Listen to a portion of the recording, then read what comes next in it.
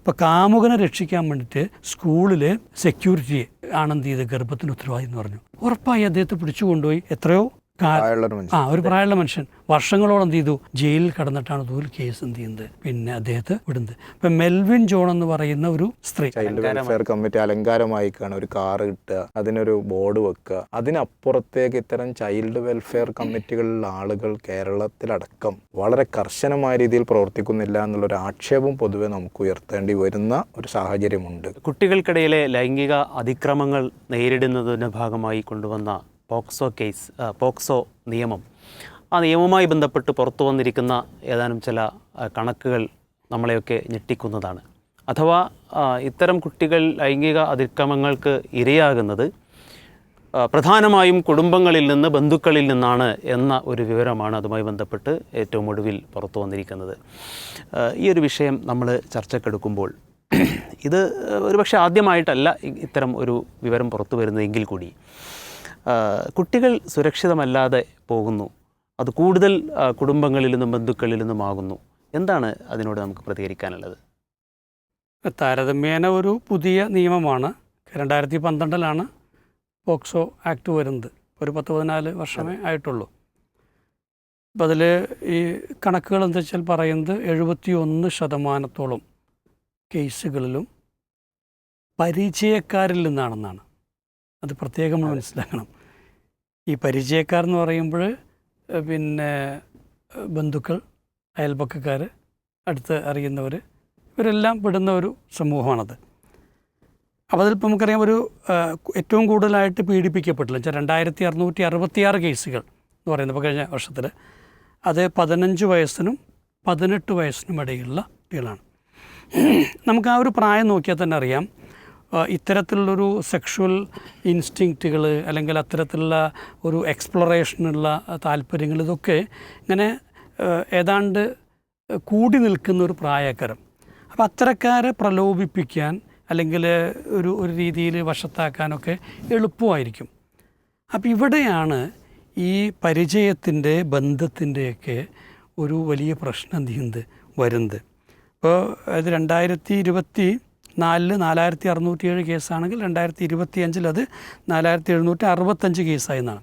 ഇതിൽ പ്രതികളാകട്ടെ മിക്കവാറും ഈ 19നും 30നും ഇടയിലുള്ള ആളുകൾ. എന്നുവെച്ചാൽ അവരുമായിട്ട് വലിയ ഏജ് ഡിഫറൻസ് ഇല്ലാത്ത, അവരുടെ ഒരു കാഴ്ചപ്പാടിൽ ഒരു പാർട്ട്ണറാകാൻ പറ്റുന്ന രൂപത്തിലുള്ള ഒരു ഏജ് ലിമിറ്റിൽ നിന്നുകൊണ്ടാണെന്ത് ഈ ഇത്ര എക്സ്പ്ലോയിറ്റേഷൻ നടക്കുന്നതെന്നർത്ഥം. പക്ഷേ 2-3 മാറ്റങ്ങൾ നമുക്ക് കാണുന്നത് വെച്ചാൽ, ഒന്ന് ഈ മൈനർമാരായ റേപ്പിസ്റ്റുകളുടെ അല്ലെങ്കിൽ ഇത്തരത്തിലുള്ള ഈ അഗ്രഷൻ നടത്തുന്നവരുടെ എണ്ണം കൂടി വരുന്നു എന്നുള്ളത്. അപ്പം പറയാം ഏറ്റവും അടുത്ത ചില കേസുകൾ എന്താണ്, അവർ 16 വയസ്സും 15 വയസ്സൊക്കെ എന്താണ് ഈ ആൺകുട്ടികൾക്കും ആയിട്ടുള്ളൂ എന്നുള്ളതാണ്. അതായത് സമപ്രായക്കാർ പോലുമാണ്. ഇതുപോലെ സ്ത്രീകൾ ഇതിനകത്ത് എന്ത് ചെയ്യുന്നു, മറ്റേ പ്രതികളാവുന്നു എന്നുള്ളത്. അപ്പോൾ അത്തരം ചില ഇതുകളുണ്ട്. ആൺകുട്ടികൾ പീഡിപ്പിക്കപ്പെടും. 618 കേസുകളാണ് കഴിഞ്ഞ വർഷം എന്ത് ചെയ്യുന്നത് ആൺകുട്ടികളുടെ കേസിലും റിപ്പോർട്ട് ചെയ്യപ്പെട്ടിട്ടുള്ളത്.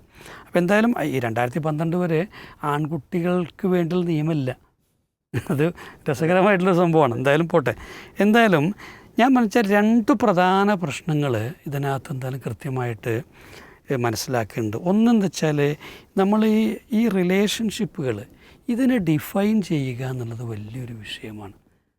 പരിചയം, ബന്ധം അറിയാവുന്നവരാണ് എന്നതുകൊണ്ട് എത്രമാത്രം സ്വതന്ത്രമായിട്ട് ഇടപെടാൻ അവകാശമുണ്ട് എന്നുള്ളത് തന്നെ ഏറ്റവും വലിയ ചോദ്യം. അപ്പോൾ നമുക്കിപ്പോൾ ഒരു ഇസ്ലാമിൻ്റെ ഒരു പേഴ്സ്പെക്റ്റീവിൽ നിന്നുകൊണ്ടാണെങ്കിൽ അത് കൃത്യമായി ഡിഫൈൻ ചെയ്യുന്നത് എങ്ങനെയാണ്, മഹറവും നോൺ മഹറം എന്നുള്ളതാണ്.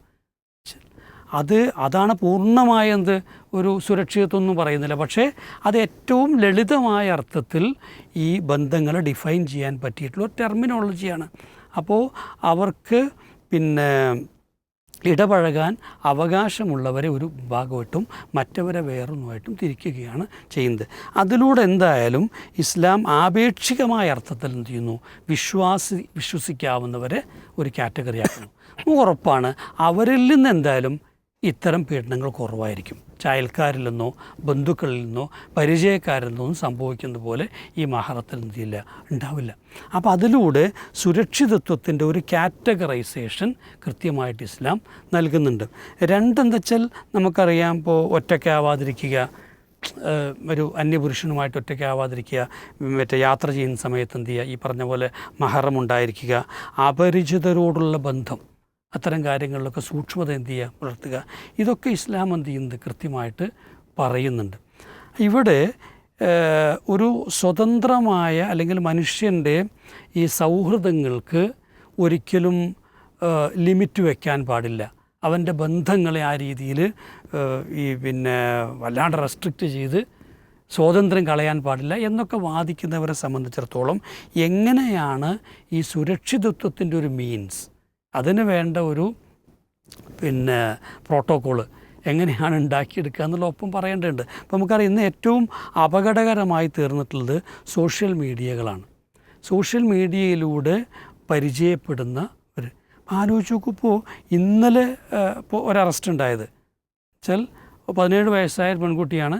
ആ പെൺകുട്ടിയെ ഇത് പത്രഭാഷയിൽ തട്ടിക്കൊണ്ടുപോയി എന്നാണ്, പക്ഷേ അങ്ങനെയല്ല, ഇതിൽ പരിചയപ്പെട്ടു. ആ കുട്ടി എന്ത് ചെയ്യുന്നു, ഇദ്ദേഹത്തിൻ്റെ കൂടെ പോയിട്ട് എന്ത് ചെയ്യുന്നു, ഇപ്പോൾ പോലീസ് പിടിച്ച് ഇത് ചെയ്തു. ഒരു കുട്ടി ഇപ്പോൾ നമുക്കറിയാം പോയിട്ടെന്താണ് ഡൽഹി വരെ എത്തി, എന്നിട്ടെന്താണ് 3000 കിലോമീറ്റർ യാത്ര ചെയ്ത് പോലീസ് പിടിച്ചുകൊണ്ടുവരാൻ. ഇതുപോലെ തന്നെ കണ്ണൂരിലൊരു കുട്ടി 32 ദിവസമാണ് 16 വയസ്സായ പെൺകുട്ടി ഒരു വീട്ടിൽ പീഡിപ്പിക്കപ്പെടുന്നത്. ഇതിലൊക്കെ നമ്മൾ ശ്രദ്ധിക്കാന്ന് വെച്ചാൽ ഇവർ ക്രിമിനൽസാണ്. അതായത് MDMA മറ്റേ കേസുകളിൽ, അതുപോലെ കാപ്പ ചുമത്തപ്പെട്ട പ്രതികൾ. അപ്പോൾ ഇവിടെ ഈ ബന്ധങ്ങളെന്ന് പറയുമ്പോൾ ഇത് പരിചയമെന്നുള്ള ഒരു ചെറിയ വാക്കിൻ്റെ അളവുകോൽ വെച്ചുകൊണ്ട്, ആ പരിചയം എങ്ങനെയാണ്, സോഷ്യൽ മീഡിയയിലൂടെയാണ്, ഇതിനെ വെച്ചുകൊണ്ട് ന്യായീകരിക്കാൻ പറ്റുന്ന വിധം വിശാലമാക്കി തീർക്കുന്നത് ആണ് ഏറ്റവും വലിയ അപകടം എന്ന് പറയുന്നത്. അത് സൂക്ഷ്മമായ വിലയിരുത്തി മാത്രം ബന്ധപ്പെടേണ്ട ഒന്നാണെന്നുള്ളത് തിരുത്തി വായിക്കേണ്ടതുണ്ട്. അത് വേണമെങ്കിൽ വായിക്കാം എന്തായാലും, അല്ലെങ്കിൽ എന്ത് ചെയ്യും, കുട്ടികളെ സംബന്ധിച്ചിടത്തോളം നമുക്കറിയാം അവർ വൾണറബിളാണ്. അവർ ഇമ്മച്യൂറാണെന്നാണ് മൈനേഴ്സ് എന്നുള്ള പദം കൊണ്ട് സൂചിപ്പിക്കപ്പെടുന്നത്. അപ്പോൾ അവർക്ക് തീരുമാനങ്ങളെടുക്കാൻ, കൃത്യമായിട്ട് ഇതിനെ വ്യവച്ഛേദിച്ച് മനസ്സിലാക്കാനുള്ള പ്രയാസങ്ങൾ ഉള്ളതുകൊണ്ട് തന്നെ അത്തരം കാര്യങ്ങളിൽ സമൂഹത്തിന് ഒരു വ്യക്തമായ ഒരു കാഴ്ചപ്പാടുണ്ടായി വരാതെ ഈ പോക്സോ കേസുകൾ കുറയാൻ പോകുന്നില്ല. അത് ഉറപ്പായിട്ടുള്ള ഒരു കാര്യമാണ്. രണ്ടാമത്തെന്ന് വെച്ചാൽ ഈ പോക്സോയുടെ വിശ്വാസ്യത നഷ്ടപ്പെടുത്തുന്ന കുറേ കാര്യങ്ങൾ ഇവിടെ നിലവിൽ നടന്നുകൊണ്ടിരിക്കുന്നുണ്ട്. കാരണം ഇതൊരു വളരെ ആവശ്യമായ നിയമമാണ്, ഒരു സംശയവുമില്ല. കാരണം ഈ ചെറുപ്രായത്തിൽ നടക്കുന്ന ഇത്തരത്തിലുള്ള സെക്ഷൽ അട്രോസിറ്റീസ് എന്ന് പറഞ്ഞു കഴിഞ്ഞാൽ ആ ഒരു വ്യക്തിത്വത്തെ ഒരു പക്ഷേ കാലാകാലത്തേക്കും ഡാമേജ് ഉണ്ടാക്കുന്നുണ്ട്. അതുകൊണ്ട് തന്നെ അവർക്ക് നോർമലായൊരു ലൈഫ് പോലും ചിലപ്പോൾ സാധ്യമാവുകയില്ല. മാത്രമല്ല അവർ ആ രീതിയിൽ ഒരു വ്യക്തിത്വമായി പരിണമിക്കാനുള്ള സാധ്യതകൾ കൂടുതലാണ്. അതുകൊണ്ട് തന്നെ അത്തരം അഗ്രഷൻസ് തടയപ്പെടണം, അതിന് കൃത്യമായിട്ടുള്ള നിയമങ്ങൾ പറഞ്ഞ് സംശയമില്ല. പക്ഷേ എന്ന് വെച്ചാൽ ഇതിൻ്റെ മിസ്യൂസ് വളരെ വർദ്ധിക്കുന്നു എന്നുള്ളതാണ്. അല്ലെങ്കിൽ അത്തരം നീളം ആലോചിക്കുക, ഒരു പെൺകുട്ടി 7 സഹപാഠികൾക്കെതിരെയാണ് കേസ് എന്ത് ചെയ്ത് കൊടുത്ത്. അങ്ങനെ പോലീസ് പെട്ടെന്ന് വരുന്നു, അതിലൊരുത്തനെ അറസ്റ്റ് ചെയ്യുന്നു, അവന് ഇടികിട്ടുന്നു, മീഡിയകളിൽ വലിയ വാർത്തയായി തീരുന്നു. ഒടുവിൽ അന്വേഷിച്ചാലും എന്താണ്, ഒരു പ്രണയബന്ധം തകർന്നതിൻ്റെ നൈരാശ്യം തീർത്തതാണെന്നാണ്. അപ്പോൾ ഇത് ഒരു കേവലം ഒരു വിഷയമല്ല. ഇപ്പോൾ കാമുകനെ രക്ഷിക്കാൻ വേണ്ടിയിട്ട് സ്കൂളിൽ സെക്യൂരിറ്റിയെ ആണെന്ത് ചെയ്ത് ഗർഭത്തിന് ഉത്തരവാദി എന്ന് പറഞ്ഞു. ഉറപ്പായി അദ്ദേഹത്തെ പിടിച്ചു കൊണ്ടുപോയി എത്രയോ ഒരു പ്രായമുള്ള മനുഷ്യൻ വർഷങ്ങളോളം എന്ത് ചെയ്തു, ജയിലിൽ കടന്നിട്ടാണ് ഇതുപോലെ കേസ് എന്ത് ചെയ്യുന്നത്, അദ്ദേഹത്തെ വിടുന്നത്. ഇപ്പം മെൽവിൻ ജോൺ എന്ന് പറയുന്ന ഒരു സ്ത്രീ കാസർഗോഡ് കേസ് വായിച്ചിട്ടുണ്ടാവും. എന്താ വെച്ചാൽ അമ്മ അവിചാരിതമായിട്ട് ഒരു ഡ്രഗിൻ്റെ കേസിൽ പിടിക്കപ്പെടുന്നു. ഒരു യാത്രക്കിടയിൽ വണ്ടി പോലീസ് തടയുന്നു, അതിനകത്ത് ഡ്രഗ് ഉണ്ടായിരുന്നു, ഇവരതറിയുന്നില്ല, അവരും കൂട്ടത്തിൽ പിടിക്കപ്പെടുന്നു. അമ്മ എന്ത് ചെയ്യുന്നു, ജയിലിലാവുന്നു. അമ്മ ജയിലിലാവുമ്പോൾ അവിടെ വെച്ചിട്ടാണ് ഈ പറയുന്ന സ്ത്രീയെ മെൽവിൻ ജോൺ എന്ന് പറയുന്ന സ്ത്രീയെ പരിചയപ്പെടുന്നത്. അവർ വീട്ടിലെ സാഹചര്യങ്ങളൊക്കെ മനസ്സിലാക്കുന്നു. എന്നിട്ട് അവരെന്ത് ചെയ്യാണ്, ഈ വീട്ടിൽ വരുന്നു. ആ വീട്ടിൽ വന്ന് ഈ പെൺകുട്ടികളെയൊക്കെ കാണുന്നു, അവരെ സംരക്ഷണം ചെയ്യുന്നു, വാഗ്ദാനം ചെയ്യുന്നു, അവർക്ക് ക്യാഷ് കൊടുക്കുന്നു, മൊബൈൽ വാങ്ങിച്ചു കൊടുക്കുന്നു. ചുരുക്കി പറഞ്ഞാൽ ആ പെൺകുട്ടികളുമായിട്ട് ഒരു അനാശ്വാസ ബന്ധം എന്താണ് അവർ സ്ഥാപിച്ചെടുക്കുന്നു. ഇത് മനസ്സിലാക്കിയ ഈ അച്ഛന് പിന്നെ അതിനെതിരെ നിന്നപ്പോൾ ഈ അച്ഛനെതിരെ ഈ പെൺകുട്ടികളെ കൊണ്ട് കേസ് കൊടുപ്പിച്ചു. ലൈംഗികമായിട്ട് അവരെ പീഡിപ്പിക്കുന്നുകൊണ്ട് ഈ കുട്ടികൾ കൊടുത്തോടെ പോലീസ് എന്ത് ചെയ്തു, അച്ഛനെ അറസ്റ്റ് ചെയ്തു. അപ്പോൾ ഈ ഒരു വളരെ സ്വന്തമായി വളരെ സുഖമായി അവർക്ക്, അമ്മയില്ല അച്ഛനും ഇല്ല, പിന്നെ അതിൻ്റെ പൂർണ്ണ സംരക്ഷണം അവർക്കല്ലേ.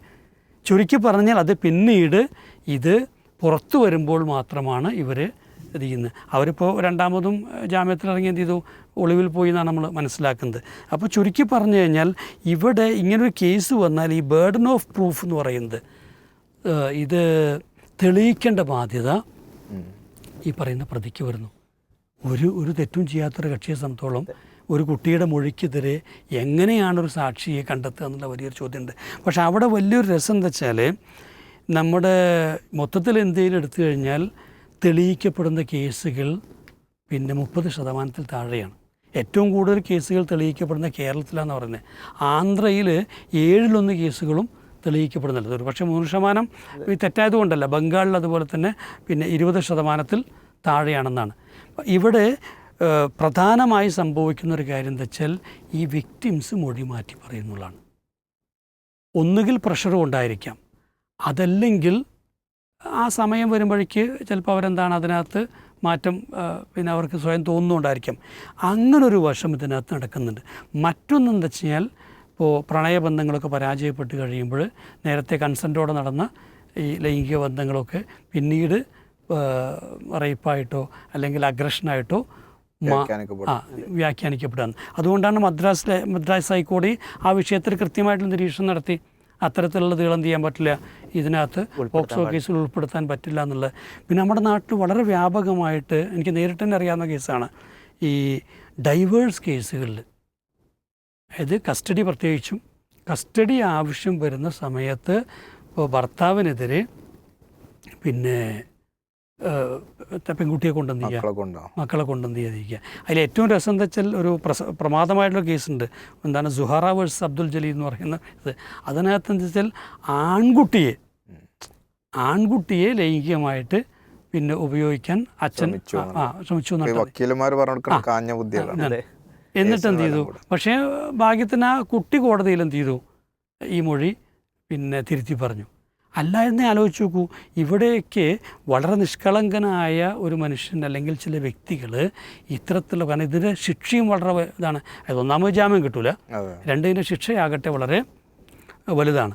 അപ്പോൾ ഇവിടെ എങ്ങനെയാണ് ഇത്തരത്തിലുള്ള ഈ ഒരു ഫേക്കായ കേസും അല്ലാത്തതും തമ്മിൽ വേർതിരിക്കാൻ കുറച്ചുകൂടെ സൂക്ഷ്മത അതിൻ്റെ അന്വേഷണത്തിൽ വേണമെന്നുള്ളതാണ്. കാരണം പലപ്പോഴും പോലീസിന് പോലും ഇതിൽ വേണമെങ്കിൽ ഒരു ഡബിൾ റോൾ കളിക്കാൻ പറ്റും, വളരെ എളുപ്പത്തിൽ ഡബിൾ കളിക്കാൻ പറ്റും. ചില കേസുകളിൽ നമുക്കറിയാം പോലീസ് പ്രതിക്ക് അനുകൂലമായിട്ട് സ്റ്റാൻഡ് എടുക്കുന്നതും. എന്തായാലും ഇവിടെ ഈ ഒരു ലൈംഗിക പരീക്ഷണങ്ങളിൽ പലപ്പോഴും ഏർപ്പെടാൻ കൂടുതൽ താല്പര്യമുള്ളൊരു പ്രായത്തിലാണ് ഇത് സംഭവിക്കുന്നത് എന്ന് നമ്മൾ മനസ്സിലാക്കണം. അതുകൊണ്ട് തന്നെ ഇതിൻ്റെ രണ്ടിൻ്റെ ഇടയിൽ കൃത്യമായ ഒരു വ്യവച്ഛേദനം കൊണ്ടുവരേണ്ടതുണ്ട്. പിന്നെന്താ വെച്ചാൽ ഇത് ആർക്കും റിപ്പോർട്ട് ചെയ്യാം, റിപ്പോർട്ട് ചെയ്യൽ മാൻഡേറ്ററിയാണ്. അപ്പം നിങ്ങളിത് അറിഞ്ഞാൽ നിങ്ങൾ അത് റിപ്പോർട്ട് ചെയ്തിട്ട് നിങ്ങളും പ്രതിയാണ്.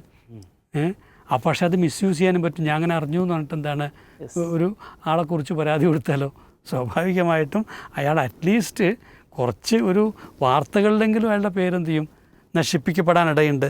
പിന്നെ ഒന്ന് വെച്ചാൽ ഇപ്പോൾ നമുക്കറിയാം നമ്മുടെ ഈ നാട്ടിലിപ്പോൾ ഗോത്ര സമൂഹങ്ങൾ അല്ലെങ്കിൽ ദളിത് സമൂഹങ്ങൾ ഇവരൊക്കെ പൂർണ്ണമായ അർത്ഥത്തിലൊന്നും ഈ 18 വയസ്സും ഒന്നും പാലിക്കുന്നവരല്ല. അവർ പലപ്പോഴും അവരുടെ ആ ഗോത്ര ആചാരങ്ങളനുസരിച്ച് നിലവിൽ വിവാഹങ്ങൾ എന്ത് ചെയ്യും, നടത്തും. പക്ഷെ ആ വിവാഹങ്ങളൊക്കെ ഈ പോക്സോയുടെ അണ്ടറിൽ വരികയും പല ഈ ബന്ധങ്ങളെയും തകരാൻ ഇടയാക്കുന്നുണ്ട്. ഇതിൽ കുട്ടികൾ പറഞ്ഞാലോ അവരുടെ സ്റ്റേറ്റസ് എന്താണ്? എന്തായാലും കോടതി എന്ത് ചെയ്തു, അത് അംഗീകരിച്ചു കൊടുത്തു. ഒരു കേസിൽ ഭോപ്പാലിൽ എന്താണ് ഇതുപോലെ കേസ് വന്നപ്പോൾ ഒടുവിൽ കോടതി എന്ത് ചെയ്തു, അവരെ വൈവാഹിക ബന്ധം അംഗീകരിച്ചു കൊടുക്കാൻ വേണ്ടി പറയാണ്ട് ചെയ്ത്. കാരണം അതെല്ലാം തന്നെ ഇത് ഒരു കുറച്ചുകൂടെ സുതാര്യമായ നിലയിൽ ഈ ഒരു പോക്സോ നിയമത്തെ പരിഷ്കരിക്കേണ്ടതുണ്ട് എന്നുള്ളതും കൂടിയാണിത് പറയുന്നത്. പിന്നെ അത് എത്ര വർഷം കഴിഞ്ഞ് വേണമെങ്കിൽ നമുക്കത് പറയാം. അത് അത് ആലോചിച്ച് നോക്കൂ. ഇപ്പോൾ ഇത് എന്നെ 10 വർഷം മുമ്പ് എന്ത് ചെയ്തു, ഈ രീതിയിൽ എന്നൊരു ലൈംഗിക അതിക്രമണത്തിന് വിധേയമാക്കി എന്ന് പറയുമ്പോൾ അതുണ്ടാക്കുന്നൊരു ഇമ്പാക്റ്റ് വളരെ വലുതാണ്. കാരണം അത് ഉണ്ടെങ്കിലും ഇല്ലെങ്കിലും ശരി, ഈ കേസിലേക്ക് വലിച്ചിഴക്കപ്പെടുകയും അത് തെളിയിക്കാൻ വേണ്ട ഒരു ബാധ്യതയിലേക്ക് പോവുകയൊക്കെ ചെയ്യുന്നുണ്ട്. അപ്പോൾ ഇതെന്നെ പറയുന്നത് വെച്ചാൽ ഈ കേസുകളുടെ എണ്ണം കൂടുന്നു എന്തുകൊണ്ട് മാത്രം ഒരുപക്ഷെ വരുന്നുണ്ട്. ഇതിപ്പോൾ ഇത്ര ആയിക്കോളൊന്നുമില്ല കേട്ടോ, കേസിനേക്കാൾ കൂടുതലുണ്ടായിരിക്കാം. പക്ഷെ ഉള്ള കേസുകളിൽ പലതും യഥാർത്ഥത്തിൽ ഒരു പൂർണ്ണമായും ശരിയാകാതെ വരുന്നു എന്നുള്ളൊരു പ്രശ്നം കൂടെ ഇവിടെ ഉണ്ട്.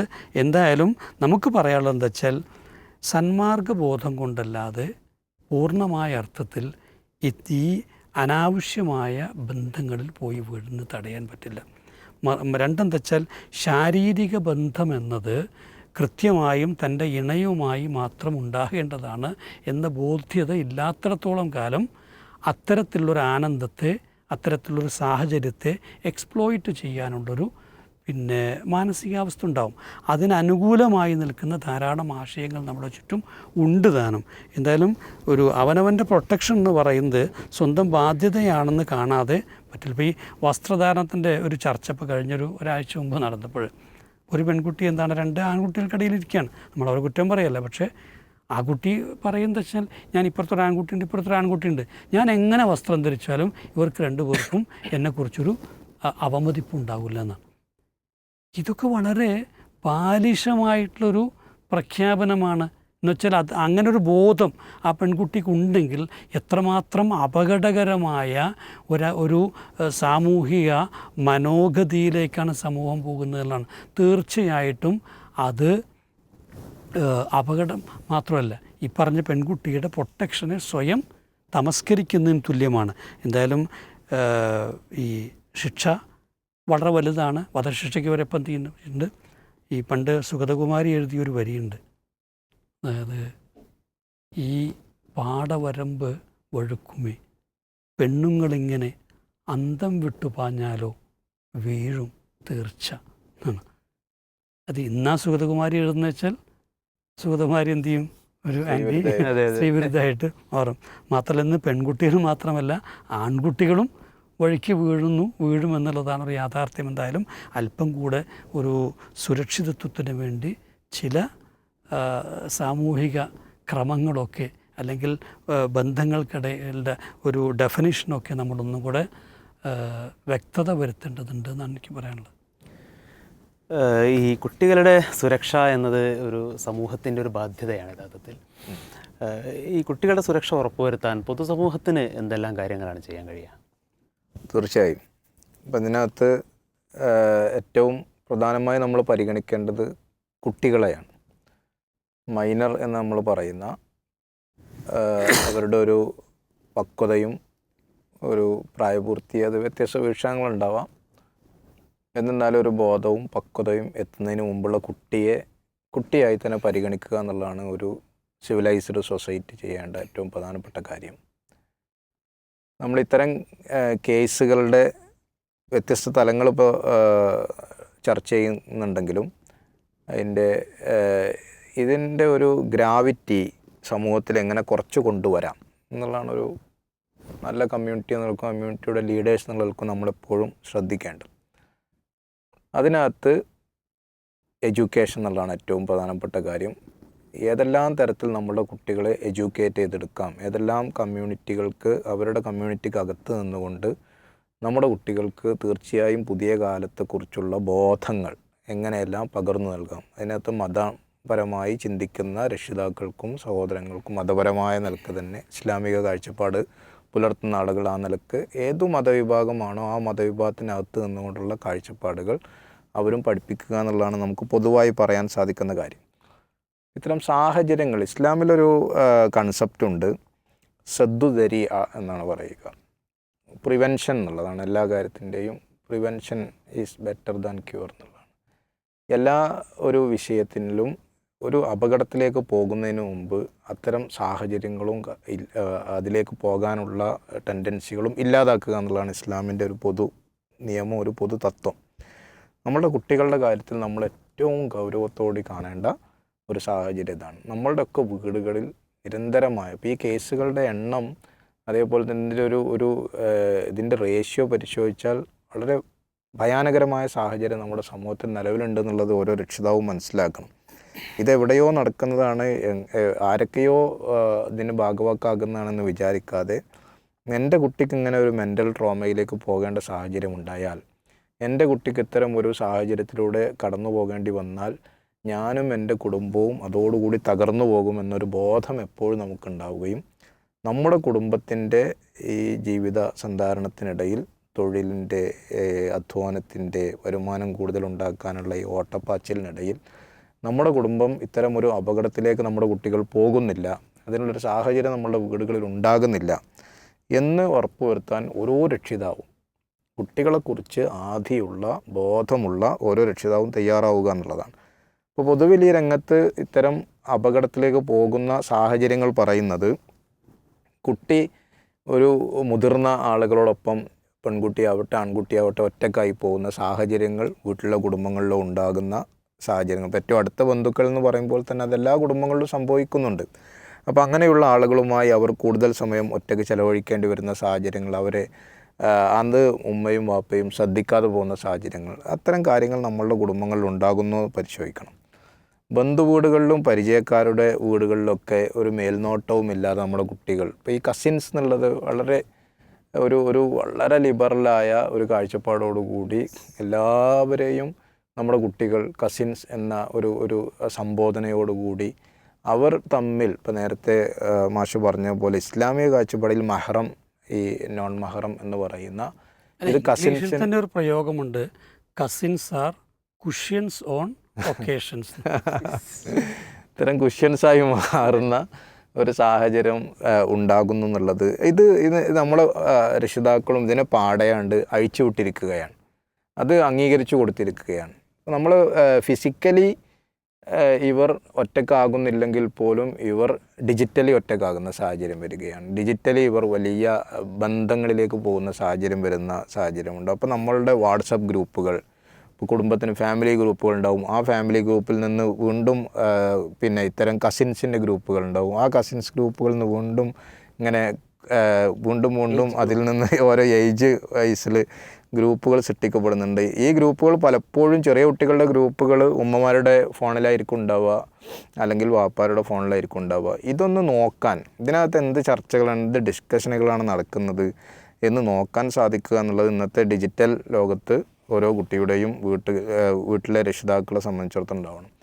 പിന്നെ ഈ ട്യൂഷൻ, ഇത് ഒരു റെഗുലർ ക്ലാസ് അല്ലാത്ത ഇത്തരം ക്ലാസ്സുകൾ വലിയ അപകടങ്ങളിലേക്കും അപാകതകളിലേക്കും പോകുന്നുണ്ട്. കാരണം നിയന്ത്രണം അത്ര ഇല്ലാത്ത, അത്ര ഒരു എഡിറ്റഡ് വേർഷൻ അല്ലാത്ത, അത്ര ഒരു വലിയ ഒരു മേൽനോട്ടമില്ലാത്ത സ്ഥാപനങ്ങളാണ് പലപ്പോഴും ട്യൂഷൻ, ചെറിയ പ്രാദേശികമായ വളരെ എക്വിപ്ഡായ ട്യൂഷൻ സെൻ്ററുകൾ അല്ലെങ്കിലും ചെറിയ സ്ഥാപനങ്ങൾ, അവിടെ സ്വാഭാവികമായി ഇത്തരം അപകടങ്ങൾ കൂടുന്നു എന്നുള്ളതാണ്.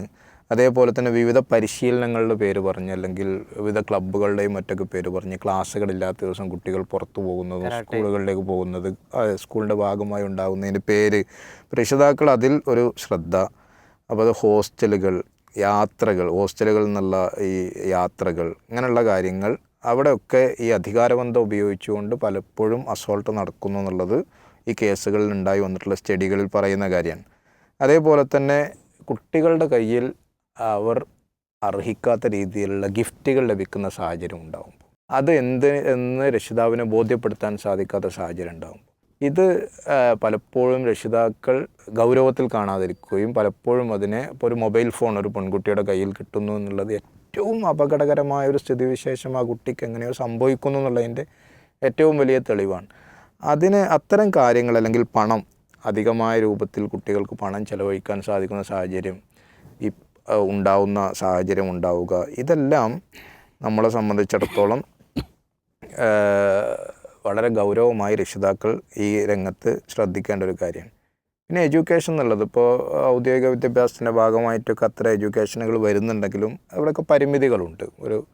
ഒരു രക്ഷിതാവ് എന്ന് നിൽക്കാൻ മനസ്സിലാക്കേണ്ടത്, അതിനൊക്കെ അത്തരം എഡ്യൂക്കേഷനുകൾക്കൊക്കെ ഒരു ബാഡ് ടച്ച് ഗുഡ് ടച്ച് എന്നുള്ളതിൻ്റെ ഒരു സാഹചര്യം നിലനിർത്തി അവർ തന്നെ ആ ക്ലാസ് കഴിഞ്ഞാൽ കാണുന്ന, അവരുടെ ഗ്രൂപ്പിങ്ങുകളിൽ കാണുന്ന, അവരുടെ ടീച്ചേഴ്സിനും മാഷുമാർക്കും ഇടയിൽ കാണുന്ന, അല്ലെങ്കിൽ അവരുടെ ഫംഗ്ഷനുകളിൽ കാണുന്ന അവരുടെ ഡാൻസ് വേദികളിൽ കാണുന്നത് ഈ പറയുന്ന ടച്ചുകൾക്കൊക്കെ വിരുദ്ധമായ കാര്യങ്ങളാണ്.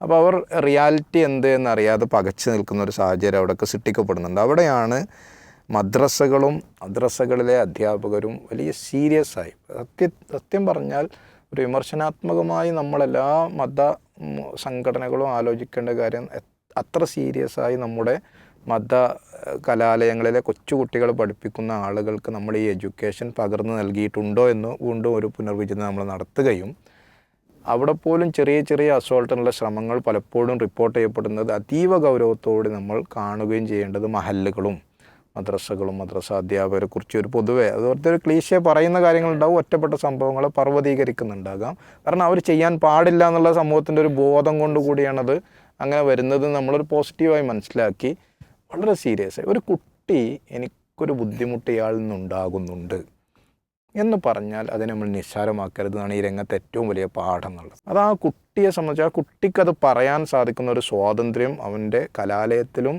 വീട്ടിലും കുടുംബത്തിലും ഉണ്ടാവണം എന്നുള്ളതാണ്. അതാണ് രണ്ടാമത് ഈ എഡ്യൂക്കേഷനിൽ. ആ കുട്ടിക്ക് എന്തെങ്കിലും ഒരു ബുദ്ധിമുട്ടുണ്ടെങ്കിൽ കുട്ടിയെ തുറന്നു പറയുന്ന ഒരു സാഹചര്യത്തിലേക്ക് നമ്മളെ വീട്ടിലത് ഉണ്ടാവണം. അത്ര ഒരു ഇൻറ്റിമസി, ഒരു അടുപ്പം ഉമ്മയും വാപ്പയും കുട്ടികളുമായി ഉണ്ടാക്കണം എന്നുള്ളതാണ്.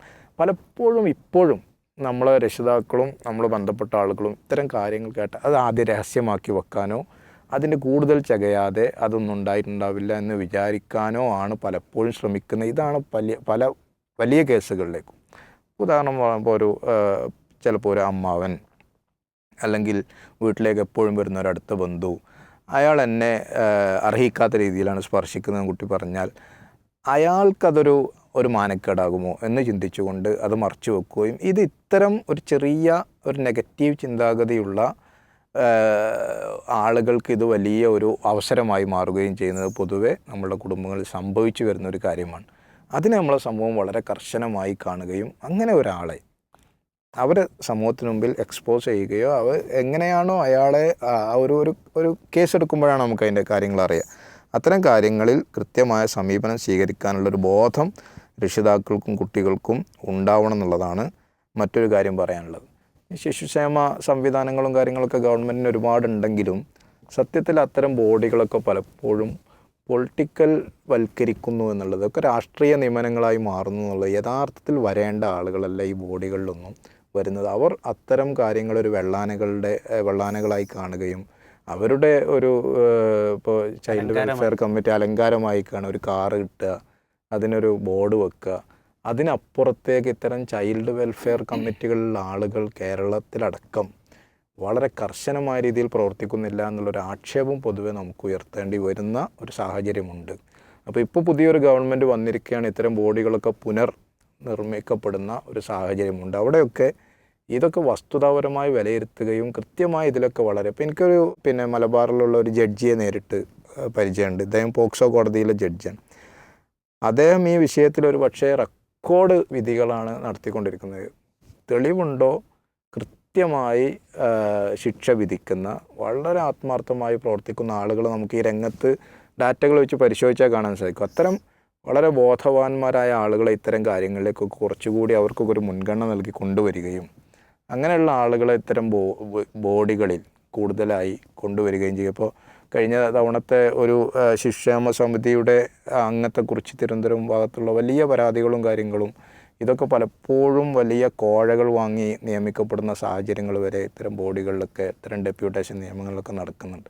അവിടെയൊക്കെ നമ്മുടെ കുട്ടികളെ അടുത്ത തലമുറയെ ലക്ഷ്യം വെച്ചുകൊണ്ടുള്ള കേരളത്തിൽ ഇത്തരം അസാൾട്ടുകൾ ഇല്ലാതാക്കാനുള്ള ശ്രമങ്ങൾ സർക്കാരുകളുടെ ഭാഗത്തു നിന്നൊക്കെ ഉണ്ടാവണമെന്ന് കൂടി അഭ്യർത്ഥിക്കുകയാണ്.